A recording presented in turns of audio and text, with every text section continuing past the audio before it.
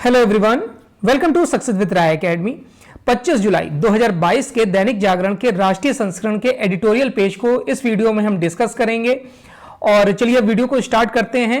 इस पेज पर दो आर्टिकल हैं। पहला आर्टिकल है मोदी के संकल्प की मिसाल है मुर्मू। देखिए, द्रौपदी मुर्मू को राष्ट्रपति उम्मीदवार पहले घोषित किया गया, उसके बाद इन्हें राष्ट्रपति पद भी मिल गया है और ये एक शुरुआत के तौर पर देखा जा रहा है। जो आदिवासी लोग होते हैं वो कहीं ना कहीं मुख्य धारा से, विकास की मुख्य धारा से नहीं जुड़ पाते हैं, कहीं ना कहीं पिछड़े रह जाते हैं।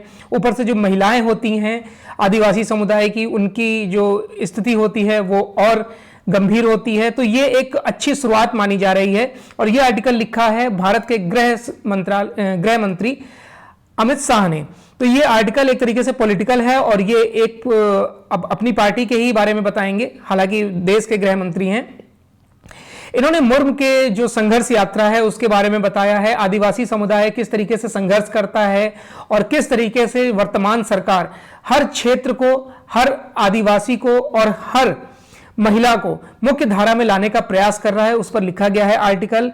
और जो संथाल जनजाति है, जिसकी द्रौपदी मुर्मू जिस समुदाय से आती हैं, आदिवासी समुदाय से, उसको किस तरीके से एक सम्मान मिला है वो सब इस आर्टिकल में लिखा गया है। हालांकि इस आर्टिकल में ऐसा कुछ और नहीं है जिसे हम डिस्कस करें। उसके बाद नेक्स्ट जो एडिटोरियल है आर्टिकल है एडिटोरियल पेज पर कि अवैध खनन का खतरनाक सिलसिला। देखिए, अभी हाल ही में जो हरियाणा में एक डीएसपी की कुचल कर हत्या कर दी गई थी, वो अवैध खनन को रोकने के लिए गए थे, तो उस पर ये लिखा गया है आर्टिकल। और किस तरीके से अवैध खनन होता है, इस पर क्या क्या नियम बने हैं, क्या क्या कानून हैं और किस तरीके से इसकी अनदेखी होती है, ये सभी बातें इस आर्टिकल में लिखी गई हैं। और ये पर्यावरण मामलों के जानकार हैं पंकज चतुर्वेदी, इन्होंने आर्टिकल लिखा है। इसमें अरावली पर्वत के बारे में इस आर्टिकल में हम जानेंगे, किन किन राज्यों से अरावली पर्वत गुजरता है या किन राज्यों में स्थित है, उसके बाद इसकी लंबाई क्या है और ये कितना क्षेत्र किस राज्य में रखता है, ये सभी बातें हम इस आर्टिकल में डिस्कस करेंगे। तो देखिए, इस आर्टिकल में यह बताया गया है कि जो पिछले दिनों हरियाणा के नूह जो जिला है, जिसमें खनन माफिया ने जिस तरीके से डीएसपी सुरेंद्र सिंह को ट्रक से कुचलकर मार दिया था, उससे एक बार फिर यह उजागर हुआ है कि कहीं ना कहीं भारत में अभी भी कई राज्यों में अवैध खनन जारी है। अब इसमें ये इसलिए भी हाईलाइट हो गया क्योंकि अरावली पर्वतमाला श्रृंखला जो है वो कहीं ना कहीं लुप्त होती जा रही है और इसको लेकर सुप्रीम कोर्ट ने कई बार गंभीर चिंता भी जताई है। उसके बावजूद जो अवैध खनन हो रहा है और उसको रोकने के लिए जो डीएसपी सुरेंद्र सिंह गए थे, उनको ट्रक से कुचलकर मार दिया गया। अरावली पर्वत श्रृंखला जो है, इसका अस्तित्व गुजरात से लेकर दिल्ली तक है। गुजरात से लेकर दिल्ली तक इसका अस्तित्व है। इसके चलते यह पाकिस्तान की तरफ से जो आने वाली रेत की आंधी होती है उसको कहीं ना कहीं रोकता है। रेत की आंधियां जो होती हैं या फिर कई तरीके से उसकी रेगिस्तान से हमारी रक्षा करता है देश की। इस अरावली के वन क्षेत्र में अतिक्रमण के कारण पिछले साल ही सुप्रीम कोर्ट के निर्देश पर 1.25 लाख की आबादी वाले खोरी गांव जो 1.25 लाख की आबादी रखता है, उसको वहां से हटाने का निर्देश सुप्रीम कोर्ट द्वारा दिया गया था। और जिसके बारे में 2018 में सुप्रीम कोर्ट ने सरकार से यह भी पूछा कि जो अभी तक अरावली पर्वत की पहाड़ियों की जो कुल संख्या राजस्थान में 128 थी, उसमें से 31 जो श्रृंखलाएं थी वो गायब हो गई। तो सुप्रीम कोर्ट ने इस पर एक टिप्पणी करी कि ये जो 31 श्रृंखलाएं गायब हुई हैं, क्या उसे हनुमान जी उठाकर ले गए या उसकी संजीवनी के तहत हनुमान जी उसे ले गए, ये एक टिप्पणी की थी सुप्रीम कोर्ट ने। इतनी सारी पाबंदियों के बावजूद भी अरावली की जो पहाड़ियां हैं उस पर जो अवैध खनन चल रहा है वो भारत के लिए वाकई में खतरा है। जब किसी क्षेत्र के विकास की हम बात करते हैं तो हम उसमें ऊंची ऊंची इमारतें देखते हैं, अच्छा इंफ्रास्ट्रक्चर देखते हैं, अच्छी सड़कें देखते हैं और एक तरीके से हम कहते हैं कि वहाँ का इंफ्रास्ट्रक्चर बहुत अच्छा है। लेकिन क्या आपको पता है कि इसका खामियाजा वहाँ की जमीन, वहाँ के जल और वहाँ के जंगल और वहाँ के जन जो लोग रहते हैं उनको उठाना पड़ता है, क्योंकि कहीं ना कहीं उनकी आजीविका उन सब क्षेत्रों से जुड़ी हुई होती है जिसको उजाड़ दिया जाता है इंफ्रास्ट्रक्चर बनाने के लिए, मॉडर्न इंडिया बनाने के लिए। सच्चाई तो यह भी है कि निर्माण कार्य से जुड़ी प्राकृतिक संपदा का गैर कानूनी खनन, खासकर पहाड़ से पत्थर और नदी से बालू, हर राज्य की राजनीति का एक बड़ा हिस्सा हो गया है। पंजाब हो या मध्य प्रदेश या बिहार, तमिलनाडु, असम, कोई भी क्षेत्र हो, कोई भी राज्य हो, अवैध खनन से कोई भी अछूता नहीं है। असम में तो इस दिशा में हमारी नीतियां ही अलग हो गई हैं, और अगर हम पूरे भारत की बात करें तो इस तरीके से इसमें कानून बनते हैं, इस तरीके से नेता इसमें बयान देते हैं कि गुड़ खाकर रसगुल्ले से परहेज करने वाली स्थिति होती है। यानी कि गुड़ तो खा लेते हैं लेकिन रसगुल्ला इसलिए नहीं खाते हैं क्योंकि वो मीठा होता है।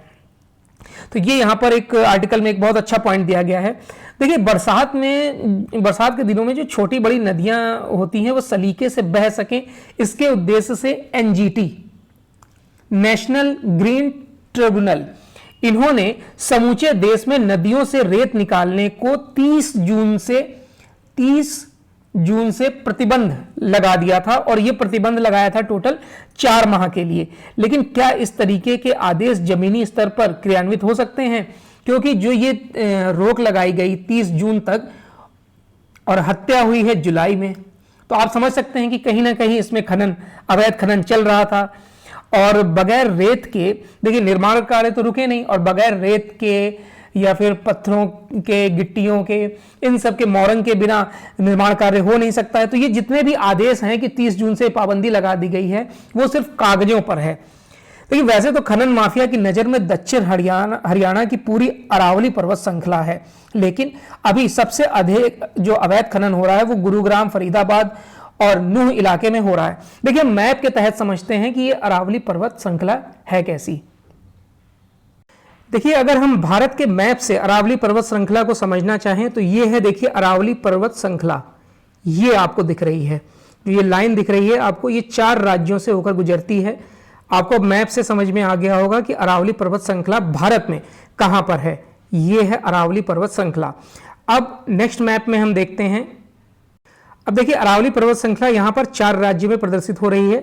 पहला है गुजरात, दूसरा है राजस्थान, उसके बाद है हरियाणा, और यहां पर ये दिल्ली को कवर करता है। इतना क्षेत्र ये दिल्ली कवर करता है। तो सबसे ज्यादा आप एरिया देख रहे हैं, राजस्थान अरावली पर्वत को घेरता है। अरावली पर्वत का जो वैसे अगर हम देखें, अरावली पर्वत जो है वो 800 किलोमीटर लंबा है, और इसमें 550 किलोमीटर से ज्यादा एरिया राजस्थान कवर करता है। यानी कि 80% से ज्यादा एरिया राजस्थान कवर करता है। राजस्थान के सिरोही से शुरू होकर झुंझुनू तक ये एरिया है इसका। और इसकी अगर हम बात करें तो अरावली जो है वो 4 राज्यों से गुजरती है, ये भी आपको पता चल गया। अगर हम बात करें देश की सबसे बड़ी पर्वतमाला की, तो वो है हिमालय, जो 2400 किलोमीटर लंबी है। देखिए, अवैध खनन से क्या होता है, अवैध खनन की वजह से पहाड़ के कई क्षेत्र जो हैं वो पहाड़ियां वो गायब हो गई हैं। चूंकि इसमें नूह जिले के जिस गांव में डीएसपी सुरेंद्र सिंह की हत्या कर दी गई थी, उसमें भी अवैध खनन चल रहा था। अरावली की पहाड़ी तक जाने का रास्ता इसी नूह गांव से गुजरता था। अब इसमें क्या होता था, जब मान लीजिए ये गांव है और यहां से रास्ता होकर ही आप अरावली पर्वत की तरफ जा सकते हैं। जब भी कोई टीम या डीएसपी खुद या फिर कोई भी पुलिस कार्रवाई के लिए इधर जाता था, तो ये गांव वाले ही, जितने भी खनन माफिया होते हैं, उनको ये जानकारी दे देते थे कि पुलिस आ रही है, और उसमें ही इसमें कई लोगों की जान भी चली गई है। यहां क्रशर भी धड़ल्ले से चल रहे हैं। ऐसा इसलिए है क्योंकि क्रशर के लिए कच्चा माल ऐसे अवैध खनन से मिल जाता है। हरियाणा के नूह जिले की पुलिस डायरी बताती है कि 2006 से अभी तक 86 बार खनन माफिया ने पुलिस पर हमला किया है। यही नहीं, अवैध खनन लोगों की जान भी ले रहा है। हमारे देश में कम से कम 418 लोग इसमें मारे जा चुके हैं, जिसमें 438 लोग घायल हुए हैं, और 49 मौतें तो खनन की वजह से जो नदियां बन जाती हैं या फिर गड्ढे हो जाते हैं उसमें गिरकर या डूबने से मौत हुई है। खनन माफिया के हमले में 2 सरकारी अधिकारियों की भी मौत हुई है, 125 अधिकारी घायल हुए हैं। अवैध खनन से जुड़े लोगों के बीच भी झगड़े होते हैं जो कहीं ना कहीं गैंग वॉर का रूप ले लेते हैं। देखिए, वास्तव में अगर हम बात करें तो नदी जो होती है वो जीवंत संरचना है। रेत उसके श्वसन तंत्र का एक महत्वपूर्ण हिस्सा होता है।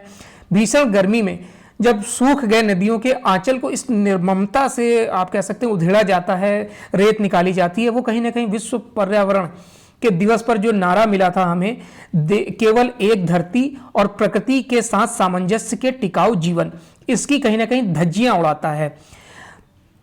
पानी, देखिए, जो नदियां होती हैं वो सिर्फ एक परिवहन का हिस्सा नहीं होती। नदी महज पानी के परिवर्तन का ही मार्ग नहीं होती है, धरती के तापमान को भी संतुलित करती है, ये भी आप जान लीजिए।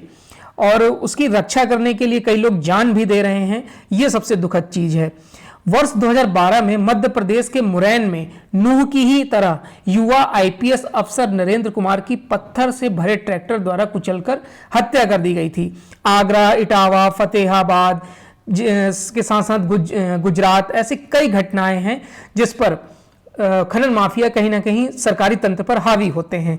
देखिए, जब तक निर्माण कार्य से पहले उसमें लगने वाले पत्थर, रेत, ईंट की आवश्यकता का आकलन नहीं होगा, जो उस निर्माण का ठेका ले रहा है उसके पहले ही सामग्री जुटाने के स्रोत नहीं पूछे जाएंगे, तब तक अवैध खनन चलता रहेगा। और जिस तरीके से अवैध खनन चल रहा है, एक समय ऐसा आएगा कि ना पहाड़ बचेंगे और ना हमारे पास प्राकृतिक संसाधन बचेंगे। नेक्स्ट पेज है विमर्श पेज। विमर्श पेज में फिर से एक बार आदिवासी अस्मिता की बात यहां पर की गई है, तो इसको भी हम स्किप करेंगे। तो ये आज का दैनिक जागरण का एडिटोरियल डिस्कशन था। आई होप आपको वीडियो अच्छा लगा होगा। अगर इस वीडियो से संबंधित आपके कुछ सुझाव हैं तो आप कमेंट बॉक्स के माध्यम से बता सकते हैं। वीडियो देखने के लिए धन्यवाद।